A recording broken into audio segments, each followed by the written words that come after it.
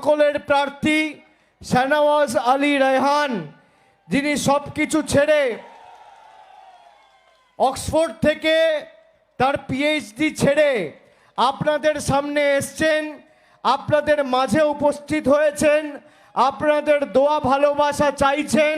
এবং আগামী দিন বিজেপির বিরুদ্ধে লড়াই করে তৃণমূলের প্রার্থী হয়ে আপনাদের আশীর্বাদকে সমর্থন করে পথ চলার প্রেরণা করে দিল্লিতে যাতে সর্বাত্মকভাবে লড়াই করা যায়, আপনাদের আশীর্বাদ চেয়ে বিভিন্ন জায়গায় গেছেন, পৌঁছেছেন। আপনারা ওকে আশীর্বাদ করুন এবং যারা